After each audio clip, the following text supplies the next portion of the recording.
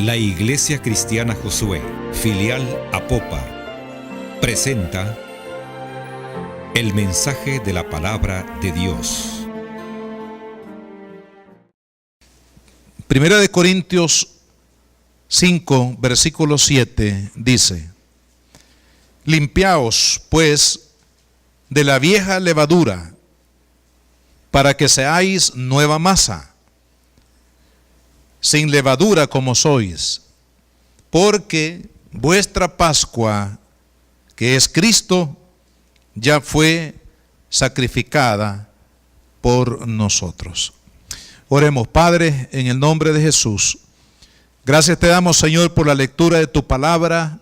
Sé que tú nos vas a bendecir a través de ella, Señor, y oramos que tu Espíritu Santo pueda tomar esta palabra y la pueda llevar, Señor, profundamente en nuestro espíritu. Señor amado, que tú hagas la obra que tú quieres hacer en cada uno de nosotros, Señor. Lo pedimos, Padre, en el nombre de Jesús, nuestro Señor. Amén y amén. Pueden tomar asiento, hermano. Vamos a hablar hoy bajo el tema Cristo, nuestra Pascua. Cristo, nuestra Pascua. La Pascua, usted se preguntará qué es la Pascua. No son esos adornos, esas plantitas, ¿ve?, que ponen hoy para Navidad. Las Pascuas, dice. La Pascua, hermanos, es una celebración, es una fiesta que el pueblo de Israel celebra hasta el día de hoy. La Pascua como celebración, en la primera ocasión, hermanos, que se celebró, fue precisamente el día cuando la nación de Israel, en la época de los faraones, salió de Egipto. Fue el día cuando el Señor les dio libertad de esa opresión, de esa esclavitud que ellos habían mantenido, según la Biblia, por 430 años. 4 siglos y un poco más. Israel estuvo en Egipto, hermanos, como esclavos. Y ese día que el Señor los liberó bajo el liderazgo de Moisés y con poder de Dios, como dice la Escritura, con mano poderosa, Dios los sacó de Egipto. Pero antes de que ellos salieran de Egipto esa noche, ellos celebraron la primera Pascua. Luego Dios estableció que esta Pascua tenía que ser celebrada perpetuamente. Y la razón es que, hermanos, la Pascua estaba prefigurando el sacrificio de nuestro Señor Jesucristo. Por eso es que el apóstol Pablo, en esta porción de la Escritura que hemos leído, hablando precisamente acerca de lo que es la santidad del creyente.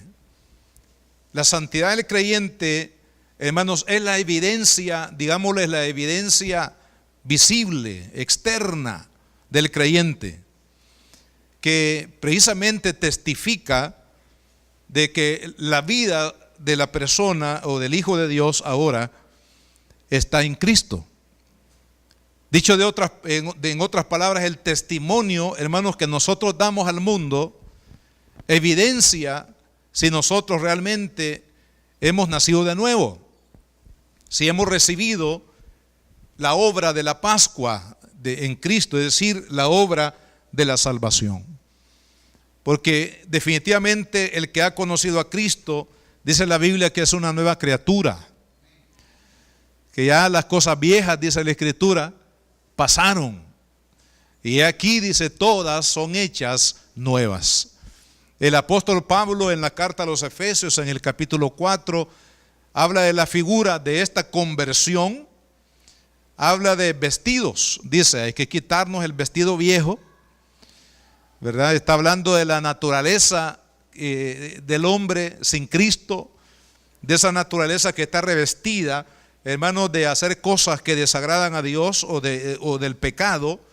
Y dice Pablo, hay que despojarnos de esa vieja vestidura que nos habla de la vieja vida sin Cristo, sin esperanza en el mundo. Y dice Pablo, y vistámonos del nuevo vestido espiritual, que es la nueva vida que tenemos en Cristo Jesús. Entonces la iglesia de Corinto, que es donde a quien Pablo se refiere en esta carta en primera instancia, hermanos, habían hermanos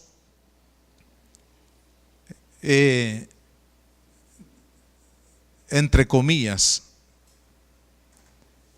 hermanos que decían que eran cristianos, que habían nacido de nuevo, que ahora eran discípulos de Jesús. Pero, hermanos, había fornicación entre ellos. Es decir, que habían actos de inmoralidad sexual, que estaban siendo practicados por estos hermanos. Y parecería que esto, hermanos, no les causaba ninguna urgencia, ningún deseo de cambio, sino que ya se había convertido como en una costumbre. Hay que tener mucho cuidado cuando las cosas se vuelven costumbre, hermano. Porque a veces hay malas costumbres que tenemos que desarraigarlas de nuestra vida, pero a veces nos acomodamos a ellas. Y se vuelve para nosotros como algo natural estar haciendo algo, hermanos, que ya no debería de ser parte de nuestra vida, porque ahora nosotros estamos, hermanos, en una nueva vida en Cristo Jesús. Así que es por eso que el apóstol Pablo viene y en el versículo que hemos leído, hermanos, hace un desafío a la iglesia, a los cristianos de Corinto, y les dice: límpiense de la vieja levadura. La levadura, hermanos, siempre ha sido un tipo del pecado en la Biblia. Entonces dice, ¿por qué? Porque la levadura, ustedes saben que es ese ingrediente que hace que la masa del pan, ¿verdad?, tome una forma, o haga que la masa tome una forma diferente. Es decir, lo inflama. Esa inflamación que usted ve en el pan, hermano, a veces ven unos panes bien grandes, ¿verdad? Pero cuando usted los muerde, ¿no?, se convierten en un pedacito así de masa en la boca. Porque esa masa ha sido inflamada, ha sido afectada, hermanos, por precisamente el poder de la levadura. Entonces, de la misma manera, en el Antiguo Testamento, hermanos, la levadura es aplicada precisamente al pecado del hombre. ¿Por qué? Porque la naturaleza del pecado en el hombre hace que el hombre, hermanos, actúe de una manera, hermanos, incorrecta, que el hombre haga cosas, en otras palabras, inflamado por el pecado, que el hombre haga cosas que desagradan a Dios. Entonces ahora viene el apóstol y dice: limpiaos pues de esa vieja levadura, para que seáis nueva masa, sin levadura como sois. Es decir, sin el efecto, hermanos, mortífero del pecado en nuestra vida. ¿Por qué? Porque dice, porque nuestra Pascua, que es Cristo, ya fue sacrificada. En otras palabras, si Cristo, hermanos, murió para derrotar el pecado, para derrotar la muerte, para derrotar al mismo Satanás, para que no tenga dominio más en nuestra vida, y usted se ha identificado con esa victoria de Cristo en la cruz del Calvario, eso quiere decir, hermanos, que la vieja levadura, o sea, la vida antigua, pecaminosa, ya no debe de ser parte nuestra. Usted y yo ahora somos nuevos en Cristo. Y las nuevas criaturas, hermanos, manifiestan un nuevo testimonio. Tenemos nuevos pensamientos, nuevos planes, nuevas proyecciones de la vida. Tenemos, hermanos, nuevas actitudes, nuevas intenciones del corazón. Y esas nuevas cosas que Dios ha puesto en nosotros son las que tienen que evidenciar que usted y yo ya hemos participado, hermanos, del poder de la muerte de nuestro Señor Jesucristo, que está relacionada con la Pascua.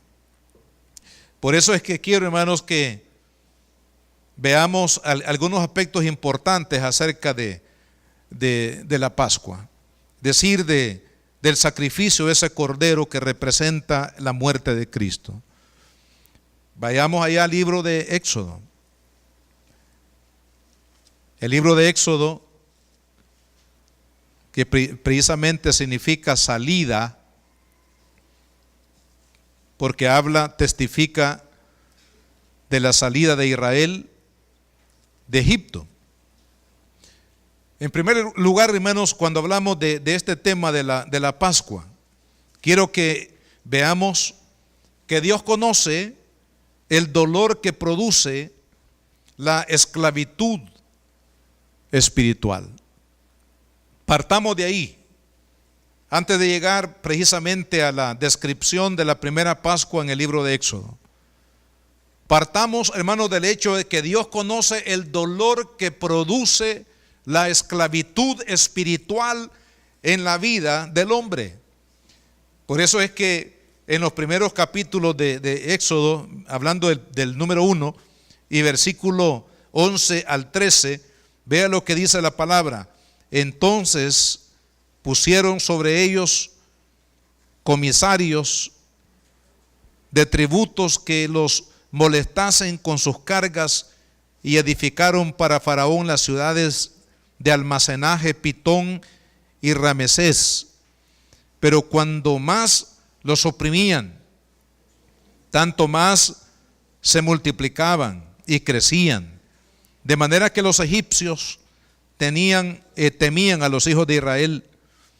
Versículo 13: y los egipcios hicieron servir a los hijos de Israel con dureza, y amargaron su vida con dura servidumbre en hacer barro y ladrillos, y en toda labor del campo, y en todo su servicio, al cual los obligaban con rigor. O sea, aquí está describiendo, hermanos, el tipo de vida que la nación de Israel estaba experimentando en la tierra de Egipto. Está hablando de dureza, está hablando de despotismo, está hablando, hermanos, de Faraón y de su pueblo, que se habían aprovechado de los israelitas que vivían ahí como esclavos. Pero ve qué interesante, hermanos, en medio de esa esclavitud tan dura, tan difícil, en el cual Israel, hermanos, se encontraba. ¿Sabe lo que hizo el pueblo? Dice que clamaron a Dios en medio de su angustia, en medio de la esclavitud, del dolor que se produjo, hermanos, esa muerte, esa vida de esclavos en Egipto. Dice que ellos clamaron a Dios, y sabe, hermanos, que Dios escuchó el clamor de ellos. Y la razón por qué, hermanos, Dios levantó a Moisés, que estaba muy lejos de donde ellos estaban, de Egipto, allá en el desierto, hermanos, pero Dios lo levantó. ¿Sabe por qué? Porque Dios, hermanos, conoce la esclavitud espiritual, el dolor, hermanos, que se produce en el corazón de una persona cuando es esclava del pecado.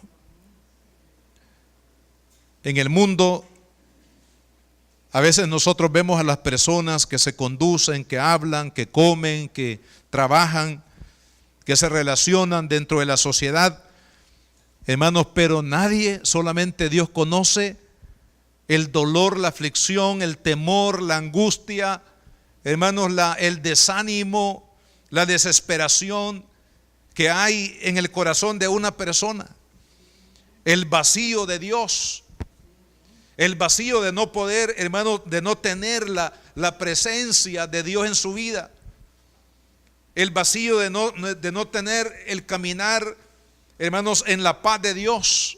Esa paz que viene como fruto del perdón de Jesucristo en nuestras vidas. Por eso es que hay tantas personas, hermanos, que aun cuando tendrán algún bien o alguna reputación en el mundo, o tendrán familia, pero desean morirse. ¿Por qué? Porque, hermanos, hay una esclavitud espiritual que demanda, hermanos, ese clamor por la paz y por el perdón de Dios en el corazón.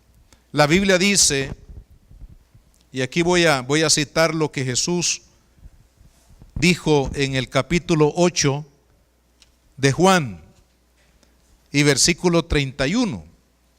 El Señor Jesús comenzó, hermanos, a predicarle a los judíos acerca de la necesidad que ellos tenían de reconocerlo a Él como el libertador, el Mesías prometido por Dios que había venido a este mundo. Pero, hermanos, ellos rechazaron el mensaje de Cristo y lo rechazaron a Él también, no solamente el mensaje, sino también rechazaron al Señor Jesucristo por orgullo, porque era gente, hermano, religiosa, pero muy orgullosa. Ellos creían estar bien. Hermanos, hay que tener mucho cuidado cuando una persona no le da un espacio a Dios en su vida, porque cree que estar bien, cree que es feliz, cree que tiene, hermanos, todas las de ganar, cree que puede manejar su vida, cree que puede salir adelante a expensas de su propia fuerza, de su propia capacidad, cuando no es así. Cuando tenemos que ser realistas y podernos ver a nosotros, amados hermanos, como lo que somos. Personas débiles, personas que necesitamos realmente la sabiduría, hermanos, la gracia, la dirección de Dios para poder triunfar, para poder, hermanos, avanzar en la vida. Necesitamos a Cristo, necesitamos a Dios en nuestra vida. No necesitamos una religión, no necesitamos, hermanos, un sistema religioso. Lo que necesitamos es a Cristo en el corazón. Pero este pueblo, hermanos, rechazó a Cristo y rechazó también el mensaje de Cristo. Y es por eso que el Señor le dice en el versículo 8:31 de Juan, dijo entonces Jesús a los judíos que habían creído en Él: si vosotros permaneciereis en mi palabra, seréis verdaderamente mis discípulos y conoceréis la verdad, y la verdad os hará libres. ¿Y cuál es esa verdad? Hermanos, la única verdad es la revelación de Dios. La verdad de que Dios envió a su Hijo para morir por usted y por mí en la cruz del Calvario. Ese es el fundamento de la verdad divina. Y eso es lo que Dios quiere que el hombre reciba, hermanos, en su corazón. Pero vea lo que respondieron: linaje de Abraham somos. O sea, ahí surgió el nacionalismo. Y ellos dijeron: no, nosotros somos linaje de Abraham. En otras palabras, somos de judíos de pura cepa. Somos de los judíos de pura sangre, aunque esos términos se usan para otra cosa. Pero le dijeron a hijos de Abraham somos, y jamás, mire qué mentiroso, hermano, y jamás hemos sido esclavos de nadie. Se les olvidó, una amnesia temporal, hermano. Se les olvidó que habían sido esclavos en Egipto. Se les olvidó que habían sido esclavos en Babilonia. Se les olvidó que habían sido esclavos de los asirios. Se les olvidó, hermanos, que en tiempo pasado, a causa precisamente de ese mismo orgullo, de ese orgullo que a veces, hermanos, no nos permite ver la gloria de Dios y la bendición de Dios en nuestras vidas. Ellos dicen: no somos esclavos y nunca hemos sido esclavos de nadie. ¿Cómo pues dices tú, seréis libres? Y Jesús le respondió: de cierto os digo que todo aquel que hace pecado, esclavo es del pecado. ¿Sabe por qué el hombre peca? Porque el hombre, hermanos, nació como pecador por causa del pecado original de nuestros primeros padres, Adán y Eva, allá en el huerto del Edén. Y si el hombre nace en pecado, por naturaleza el hombre peca.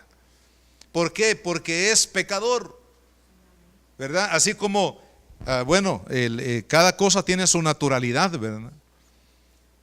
Por ejemplo, el árbol de papaya no le va a dar a usted perritos, ¿verdad? Sino que le va a dar papayas. El limón no le va a dar, hermanos, oro y plata o piedras preciosas, sino que lo que le va a dar son limones.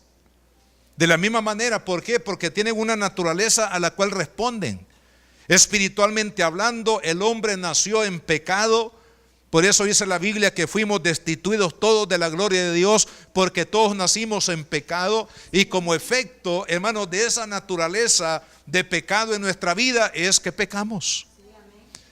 Por eso es que a veces mentimos, a veces somos orgullosos, a veces decimos no necesito a Dios.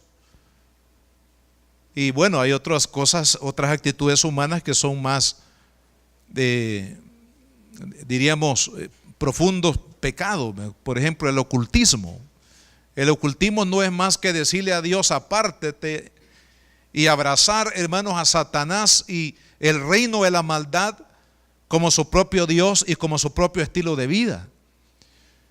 La idolatría, la mentira, el asesinato, el homicidio, hermanos, y tantas cosas que enlutan la vida de los seres humanos sobre la faz de la tierra. Y a veces nos preguntamos cómo es posible que una persona pueda actuar de esta manera. Aún dentro de la misma familia, hermanos, a veces nos sorprendemos de algunas actitudes de nuestros propios familiares. Y usted dice, ¿cómo es posible si es mi hermana, es mi hermano, es mi papá, es mi abuelo, es mi abuela, es mi primo, quien sea? Hermanos, pero a veces, ¿por qué? Porque somos pecadores. Y el hombre, hermanos, que vive bajo la esclavitud del pecado, actuará de la misma manera. Por eso dice más adelante la Escritura, en las cartas de Pablo, por ejemplo, Pablo en Efesios 2:1 dice que nosotros estábamos, dice, muertos en delitos y pecados. O sea, muertos en el sentido de la relación, de la comunión con Dios. Y es por eso que el hombre cae en estas aberraciones, que son mencionadas por el apóstol Pablo, algunas en la carta a los Gálatas 5:16 en adelante. Ahí habla de algunos, no de todos, pero de algunos de los pecados, hermanos, que el hombre comete por naturaleza. Entonces, claro, eso trae dolor. ¿Por qué? Porque la paga del pecado es muerte. Es por eso que hay sufrimiento en el mundo, hermano. Por favor, no acuse a Dios de cosas que Dios no tiene nada que ver. A veces la gente dice, mire, es que si Dios existiera realmente, no permitiera que sucediera nada malo en el mundo. Como quien dice, Dios tiene la culpa de lo que está sucediendo en el mundo. Y la verdad, hermanos, es que lo malo, la destrucción que hay en el mundo, no se le atribuye a Dios, sino que es, hermanos, a causa de las decisiones que el hombre toma debido a esa esclavitud espiritual que hay en él. El hombre actúa y cada decisión que el hombre tiene o toma, hermanos, tendrá una consecuencia. Habrán consecuencias. ¿Por qué? Porque dice la Biblia que la paga del pecado es muerte. Entonces, en esta condición, hermanos, estaba Israel allá en Egipto. Y Dios, hermanos, vio el dolor. Y ahí es donde entra, hermanos, la parte misericordiosa de Dios.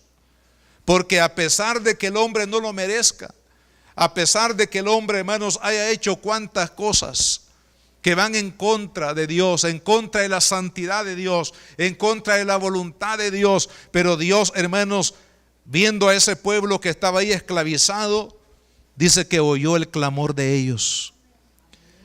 Y Él descendió a través de Moisés para librarlos de su dolor, de su esclavitud. Eso se llama gracia. Por eso es que Cristo, amados hermanos, vino a este mundo. en respuesta de Dios para el dolor, para sanar el dolor del corazón, hermanos, del hombre, para romper la esclavitud espiritual que nos mantenía, hermanos, entregados al pecado, a la muerte, a la destrucción. Por eso vino Cristo, para liberarnos de esas cadenas de esclavitud espiritual, hermanos, que causa el pecado en nuestras vidas. Esto nos lleva, en segundo lugar, a que veamos cómo Dios preparó, hermanos, el sacrificio de la Pascua para traer precisamente esa libertad que el pueblo necesitaba. Y ahora, volviendo ahí al libro de Éxodo, nos vamos a ir al capítulo 12. Ahí está descrito, hermanos, todo lo que tiene que ver con la Pascua, es decir, con el sacrificio de ese cordero. Hay unas 6 o 7 detalles aquí que los vamos a mencionar rápidamente. En esta celebración de la Pascua que Israel celebró antes de salir de Egipto, vemos algunos detalles. Por ejemplo, dice la palabra de Dios aquí en el capítulo 12, versículo 3, habla a toda la congregación de Israel diciendo: en el 10 de este mes, tómese cada uno un cordero. Más adelante, hermanos, dice que este cordero debía de ser un macho. Mire, primero estamos hablando de un cordero, no de una cordera, sino de un cordero macho. ¿Por qué? Porque todo esto, hermanos, tenía un significado de aplicación en la persona de Jesucristo. Entonces, primero dice: aparten un cordero por familia. Segundo, este cordero, hermanos, debía de ser perfecto, es decir, no debía tener ninguna mancha ni ningún defecto.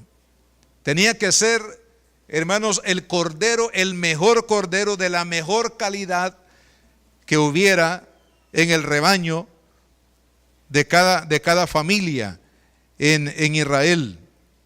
Por otro lado, dice que al sacrificarlo debían de inmolarlo. Versículo 6 dice: y lo guardaréis hasta el día 14 de este mes, y lo inmolará toda la congregación del pueblo de Israel entre las dos tardes.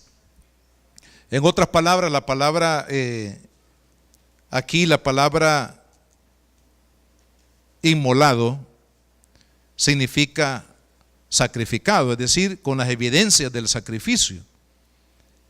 Esto nos está diciendo, amados hermanos, que así como usted sabe, dice la Escritura, que el Señor Jesucristo, hermanos, murió en la cruz del Calvario, pero no murió de inmediato, sino que pasó largas horas ahí en la cruz. Y todo el pueblo prácticamente, hermanos, vio a Cristo, como lo dice el profeta Isaías allá en el capítulo 53, vio las señales del sacrificio de Cristo. O sea, Cristo fue exhibido de manera, hermanos, pública. Ahí la gente vio la sangre, vio las heridas, hermanos, vio todo lo que tenía en cuanto al cuerpo de Cristo, hermanos, todos los golpes, todas las heridas, todo lo que había hecho el pueblo que lo llevó al Calvario, hermanos, y estuvo ahí el Señor clavado en esa cruz hasta que finalmente murió. El mundo se dio cuenta, todo el pueblo, hermanos, vieron las señales, las heridas del cordero que estaba ahí. Eso tenía que ver, hermanos, con lo que Moisés mandó al pueblo en aquel tiempo, para que ese cordero sin mancha, hermanos, fuera inmolado entre las dos tardes. O sea, sacrificado y expuesto para que todos lo vieran el sacrificio de ese cordero antes de llevarlo, de cocinarlo y luego finalmente comerlo. El otro detalle, hermanos, es que dice que tomaron la sangre del cordero y la aplicaron en los dinteles de las puertas. El día que el juicio de Dios llegó, esa noche, hermanos, que Israel salió, dice la palabra que el ángel de la muerte vio la señal de la sangre que estaba en los dinteles de las puertas y de las ventanas y pasó de largo. Es decir, no entró a esa casa para matar al primogénito, que era el juicio de Dios para ese día, hermanos, que fue la 10ª plaga en Egipto. Fue la muerte de todos los primogénitos, no solamente de los seres humanos, sino también de los animales. Solamente en aquellas casas donde la sangre de ese cordero estaba aplicada, hermanos, no entró el ángel de la muerte. ¿Ve qué interesante?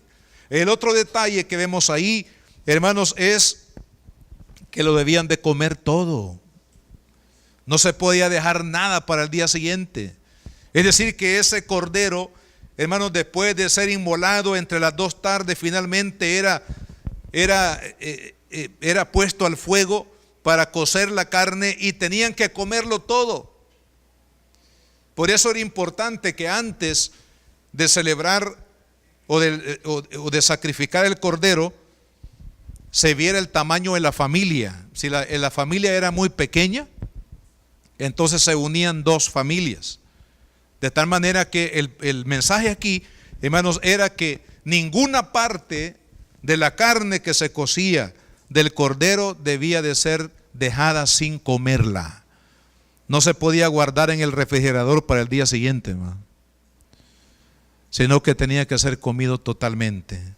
¿Por qué? Porque está hablando de la perfección del sacrificio de Cristo. Y está hablando también, hermanos, en el acto de comer la carne, está hablando precisamente de la participación.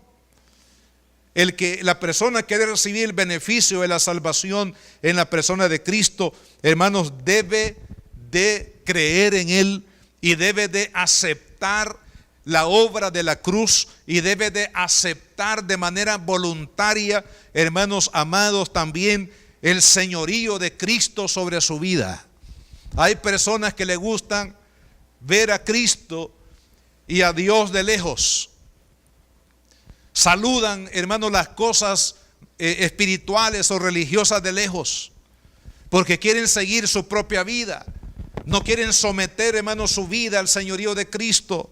Y es por eso que algunos siguen a Cristo de lejos. Pero le digo, en el nombre de Jesús, en este día, si usted quiere recibir el beneficio del perdón, de la libertad, hermanos, en Dios, es necesario que coma la carne del Hijo de Dios. Y eso es lo que Jesús les dijo a sus discípulos. Vea qué interesante, porque cada detalle, hermanos, del Antiguo Testamento tenía un propósito en la persona de Cristo. En el capítulo número 6 del Evangelio de Juan, hablando precisamente sobre este tema, en el versículo 53 Jesús declaró esto: de cierto os digo, que si no coméis la carne del Hijo del Hombre y bebéis su sangre, no tenéis vida en vosotros.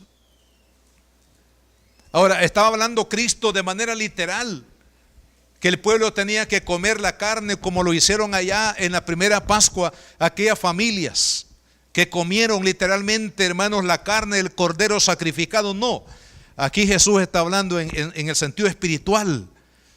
Pero quiere decir ¿qué, hermanos? Quiere decir de que cada persona que realmente salva, cada persona que se ha liberado de la levadura del pecado, hermanos amados, por la Pascua de Cristo, esa persona ha vivido una experiencia personal con Jesús. Y de eso se trata la conversión. Mire, hermanos, religiosos hay, pero hasta para regalar en el mundo, hermano.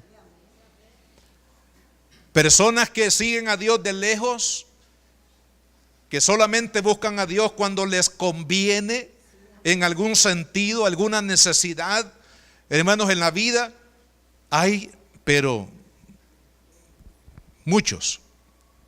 Pero aquellos que realmente, hermanos, le han entregado la vida a Cristo, que es comer la sangre y la carne de Cristo, hermanos, es aceptar por medio de la fe en la palabra de Dios, en el evangelio que nos narra esta verdad divina.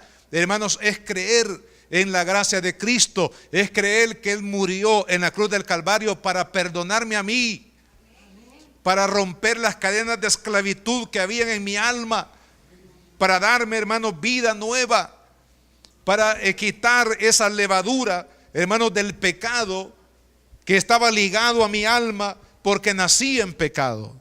Y como nací en pecado, estoy entregado al pecado. Pero cuando Cristo viene al corazón, Él rompe esas ataduras, hermanos. Él pone en nosotros nuevos anhelos, nuevas actividades, nuevas cosas. Es por eso que Pablo dice: si ustedes ya están en la Pascua, que es Cristo el Señor, en nuestra Pascua, entonces límpiense de la vieja levadura. Esa es la evidencia, hermanos, de un verdadero cristiano. Jesús dijo: por el fruto se conoce el árbol. Si el fruto es malo, es porque la raíz y el tallo del árbol, hermanos, es malo. Pero si la raíz y el tallo del árbol es bueno, entonces va a dar buenos frutos. Gloria al Señor.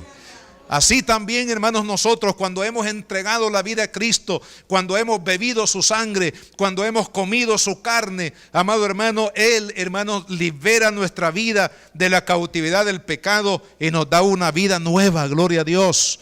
Y es por eso que ahora, hermanos, nosotros tenemos libertad en Cristo. Ahora, la otra cosa, hermanos, de este simbolismo maravilloso es que ese día, esa noche,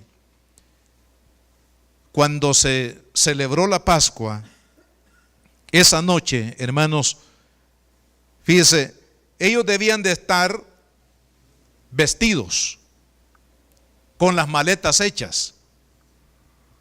Es decir, el caminar por fe es así, ¿verdad? Usted y yo, si hemos creído en el Señor Jesucristo, y si estamos caminando por fe, hermanos, tenemos que hacer las cosas como Dios nos ha revelado en su palabra o nos ha prometido.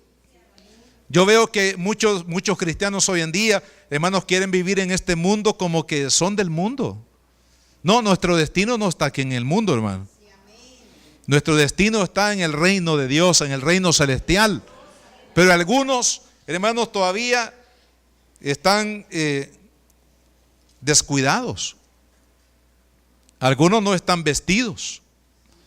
Algunos no tienen su maleta hecha. ¿Por qué? Porque todavía están descansando, hermanos, todavía están pensando en las cosas del mundo. Dice Cristo que si nosotros hemos sido perdonados, si hemos sido renovados, dice que debemos de pensar más en las cosas de arriba que en las cosas de abajo. Pero nosotros como que estamos aferrados, hermanos, a este mundo. Pero vea, el caminar de fe es así. Dios les dijo esta noche, al celebrar la Pascua, es decir, el sacrificio, ustedes van a salir de Egipto. Y por eso ellos se vistieron de su mejor gala, el mejor vestido que tenían. Guardaron todas sus pertenencias, hicieron sus maletas y estaban listos para salir. ¿Por qué? Hermanos, porque ellos le creyeron a Dios. Y de la misma manera usted y yo, mis amados hermanos, tenemos que caminar cada día de nuestra vida, hablando en el sentido, hermanos, espiritual. Usted y yo tenemos que estar cada día preparados para la venida de Cristo. Tenemos que estar, hermanos, si estamos caminando por fe, si Cristo no vino ayer, va a venir hoy. Si no viene hoy, va a venir mañana, hermano. Pero lo cierto es que Él vendrá por una iglesia gloriosa, sin mancha y sin arruga. Y usted y yo tenemos que estar preparados para la venida de Cristo. Así que ese día, hermanos, Dios les dio una gran libertad, gloria a Dios. Y así también, hermanos, el día que nosotros entregamos la vida a Cristo, ese día es el día de nuestra libertad. Ese día es el momento cuando el Señor, hermano, rompe las cadenas de nuestro corazón, las cadenas que nos han mantenido en zozobra, en dolor, en temor, en angustia, en desesperanza, en falta de propósito en la vida, amados hermanos, en amarguras, en tinieblas. Ese día Dios nos da la libertad para que podamos ver su obra maravillosa, hermanos, su obra gloriosa de perdón y de gracia que hemos recibido en Cristo Jesús. Así que, hermanos, en tercer lugar, Dios nos mandó a celebrar perpetuamente la Pascua. Ahora, ¿qué significado tiene esto, hermano? Veamos ahí en el capítulo 12 siempre y el versículo 14. ¿Qué dice ahí la Escritura? Este día os será en memoria y lo celebraréis como fiesta solemne para Jehová durante vuestras generaciones, por estatuto perpetuo lo celebraréis. Ese día que salieron de Egipto fue la primera celebración de la Pascua. Cada año, a continuación, Israel, hermanos, hasta el día de hoy, celebrando la Pascua. Lo celebran hasta hoy porque ellos no han reconocido a Cristo, que Él es la Pascua verdadera, el sacrificio de la Pascua. Pero ellos lo siguen celebrando porque no han creído que Jesús fue el Mesías que vino y están esperando otro Mesías. Pero nosotros sabemos que el Mesías ya vino. Vino a salvarnos, vino, hermanos, a cumplir el propósito del Cordero Pascual y regresará, volverá por segunda vez, ya no para ir a la cruz, sino ahora para gobernar las naciones de la tierra. Amén. Vino como Cordero la primera vez, pero la segunda vez viene como Rey de Reyes y Señor de Señores. Amén. Entonces, qué lindo. Pero dice la palabra, hermanos, que esta Pascua tenía que celebrarse perpetuamente. Y yo quiero aplicarlo en tres formas. La razón por qué, hermanos, la celebración fue ordenada por Dios para que se hiciera continuamente. Primero, hermanos, para que vivamos agradecidos. Israel tenía, hermanos, que vivir agradecidos. Cada vez que ellos celebraban la Pascua, tenían que agradecer que fueron esclavos, pero ahora son un pueblo libre. Que eran esclavos en Egipto, pero ahora tienen una identidad.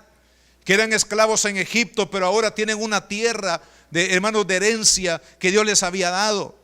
Que en el tiempo pasado ellos no tenían, hermanos, la libertad de hacer lo que ellos como familia o como personas pudieron, pero ahora lo pueden hacer. Hermanos, la Pascua en Cristo, el perdón en Cristo, la obra de Cristo debe de recordarnos siempre, hermanos, con gratitud lo que Dios ha hecho en nuestra vida.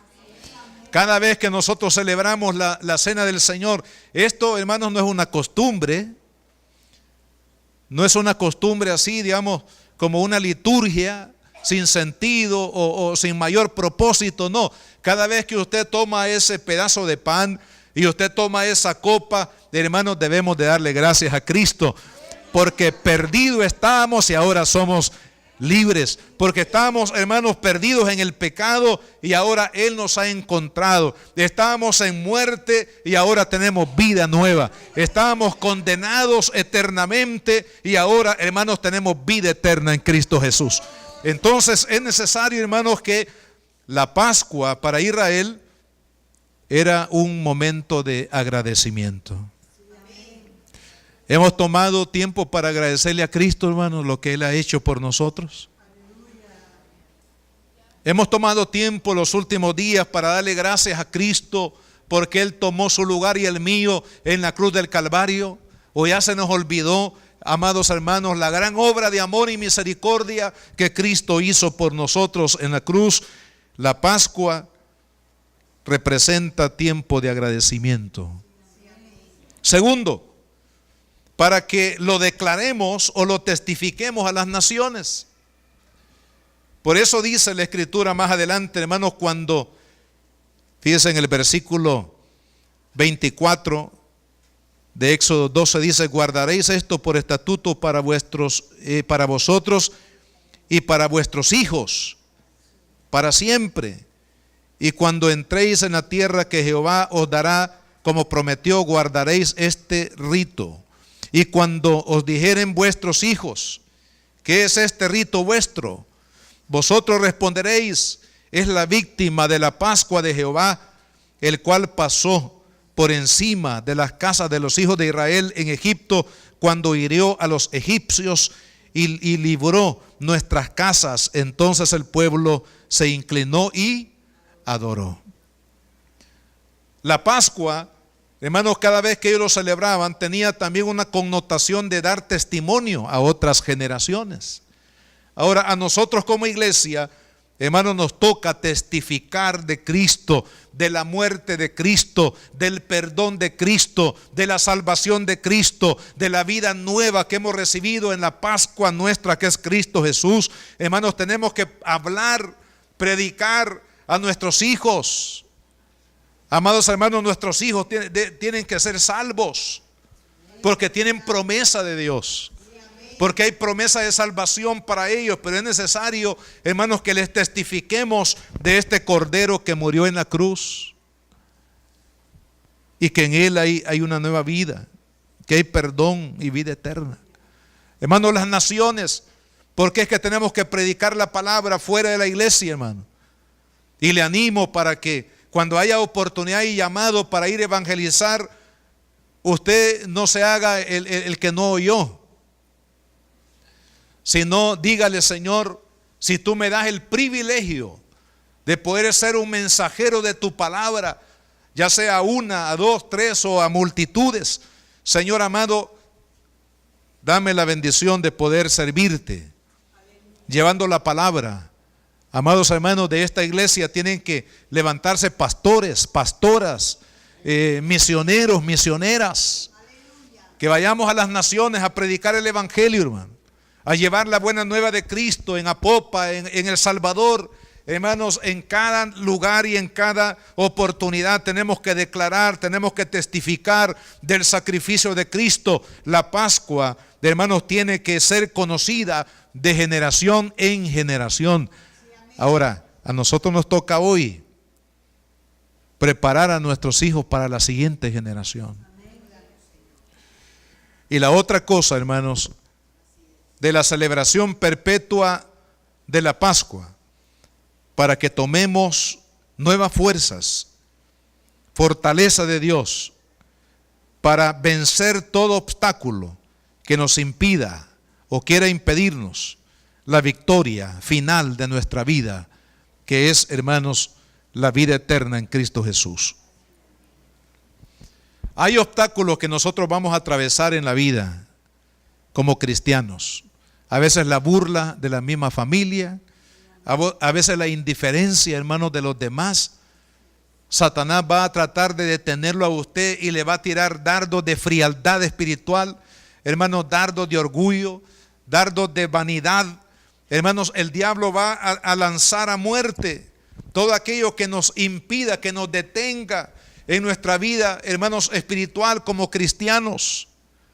Pero usted y yo tenemos, hermanos, en el sacrificio de Cristo, en la obra que Él ya consumó por usted y por mí en la cruz del Calvario, ahí, hermanos, tomar nuevas fuerzas para seguir adelante, para no claudicar, hermanos, porque la vida cristiana no es para un día, para un año, para unos días, no.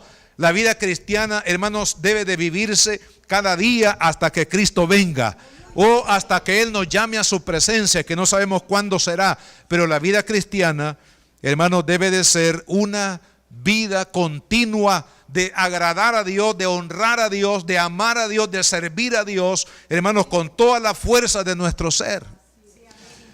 Pero Satanás va a tratar de impedirlo. Pero usted, hermanos, cuando recuerde lo que el apóstol Pablo también nos recuerda, y aquí vamos a a concluir esta reflexión de la palabra de Dios en la carta a los Romanos, capítulo 8, versículo 33 en adelante podemos leer. Dice: ¿quién acusará a los escogidos de Dios? Dios es el que justifica. ¿Quién es el que condenará? Cristo es el que murió, más aún el que también resucitó, el que además está a la diestra de Dios, el que también intercede por nosotros. ¿Quién nos separará del amor de Cristo? Ve, hermanos, los dardos que lanza el diablo sobre la iglesia, sobre los cristianos, para detenerlos, para mantenerlos en esclavitud espiritual y para que haya derrota en su vida. Satanás traerá el dardo de las tribulaciones, el dardo de las angustias, el dardo de las persecuciones, del hambre, de la desnudez, del peligro, de la espada. Pero ¿qué dice el versículo 37? Antes en todas estas cosas somos más que vencedores por medio de aquel que nos amó. O sea, hermanos, que no habrá nada en este mundo, al menos potencialmente, que pueda ganarle la batalla al cristiano, a menos que nosotros lo permitamos. Si usted y yo le damos lugar al diablo, hermanos, el diablo no juega. Como dijo un hermano, el diablo no juega a las escondidas. El diablo va en serio, hermano. Y el diablo ha derribado reyes, ha derribado ministros, ha derribado diáconos, ha derribado padres, ha derribado hermanos, abuelos, ha derribado a cualquiera que le dé un espacio en su vida. Pero usted y yo, en el nombre de Jesucristo, cuando recordamos la victoria de Cristo en la cruz del Calvario, la Biblia dice que ahí Jesús, hermanos amados, exhibió públicamente la derrota sobre Satanás. Entonces, hermanos, si Cristo evidenció su victoria derribando, destruyendo a Satanás y todo el imperio de Satanás, hermanos, si Él venció, usted y yo vamos a vencer. Tenemos que ir adelante. La Pascua, hermanos, tiene que recordarnos que en Cristo usted tiene las fuerzas para seguir adelante. Que si el diablo lo ha asediado y usted se ve tentado y casi caer en el pecado que implicaría, hermanos, perder todo lo que hemos recibido de parte de Cristo en nuestra vida, hermanos, que usted tome el ánimo y la fuerza en Dios para no darle lugar a Satanás, porque al fin y al cabo ya está derrotado, porque Cristo lo derrotó en la cruz del Calvario. Y usted y yo, hermanos, ahora tenemos la seguridad de la victoria en Cristo Jesús. Oremos, Padre Celestial, en tu nombre, Señor. Venimos delante de ti agradeciéndote. Gracias, Jesús, porque somos libres ahora en ti, Señor. Gracias, Padre, por esa victoria que tú nos has dado en Cristo Jesús. Gracias, Señor, porque en ese Calvario tú nos diste, Señor, una victoria total, una victoria contundente, Señor. Gracias, Jesús, porque los que estamos acá, Señor, quizás la mayoría te hemos hecho a ti nuestra Pascua, el sacrificio por nuestros pecados, al que nos libró del pecado, de la muerte. Señor, que haya gratitud en nuestro corazón, que podamos tomar nuevas fuerzas en la victoria de Cristo, Señor, porque si Él venció, también nosotros vamos a vencer. La Iglesia Cristiana Josué, filial Apopa, presentó el mensaje de la palabra de Dios.